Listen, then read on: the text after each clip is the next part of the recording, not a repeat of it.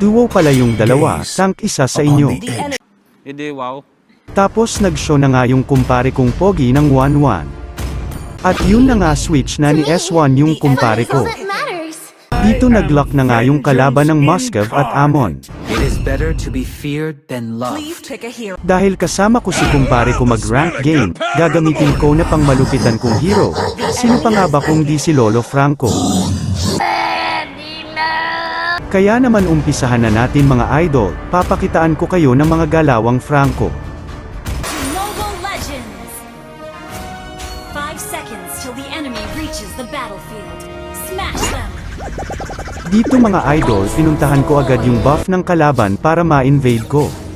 Sakto naman anden nga yung core ng kalaban nagbabuff, kaya dali ko agad ni ready yung aking pamingwi. At saktong-sakto naman ang aking timing, naaga ko yung blue buff ng kalaban. Pagkatapos pinuntahan ko na sa gold lane yung kumpare ko, para tulungan siya mag-push, syempre dapat di rin magap ang MM para di lugi sa clash sa kalaban.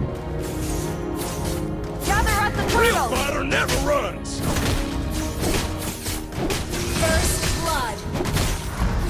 The enemy has slain the turtle. An enemy has been slain. Ally has been slain. Sorry.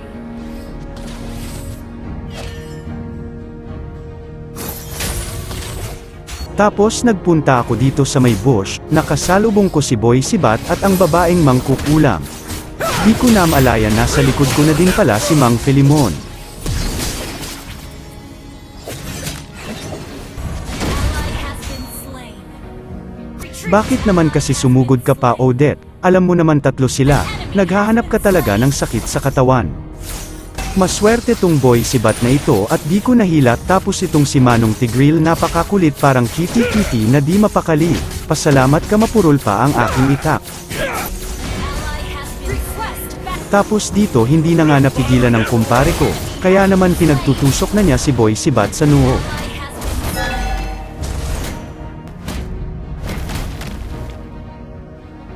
An ally has slain the turtle. Ally has been slain.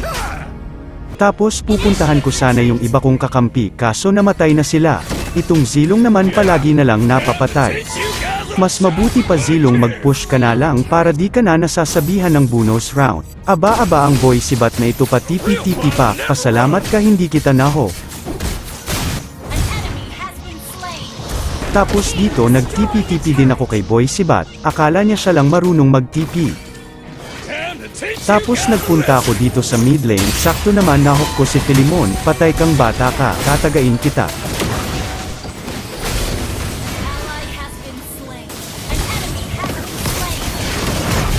Double kill. Triple kill. Tapos dito sa may turtle nakita ko sila, dito pala sila naglalaro ng habulan, kaya nakisali na din ako.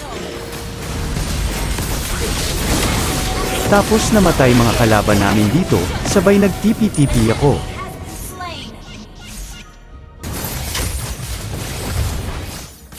Habang naglalakad ako dito sa may buff ng kalaban, sakto nakita ko si Boy Sibat kaya naman pinagpapalo ko siya.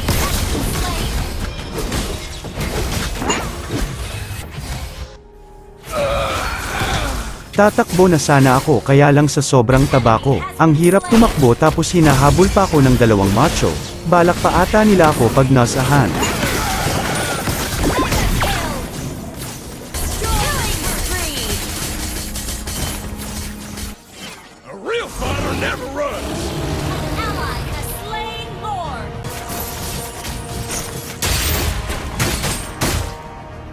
Mega kill. Shut down. Request backup. Time to teach you guys a lesson. Your team destroyed a turtle.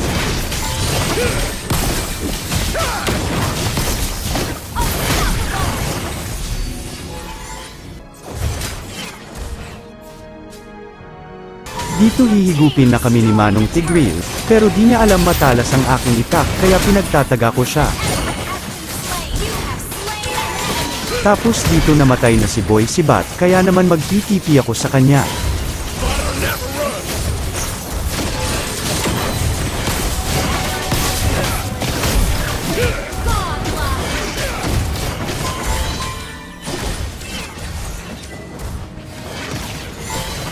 Tapos inaya ko na mga kakampi ko mag-lord para matapos na ang mahabang laban.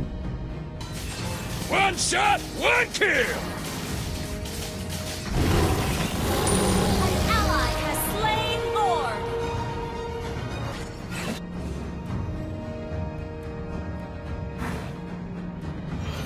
Dito nahuli ko na naman si Filimon, kaya tinagataga ko siya ulit.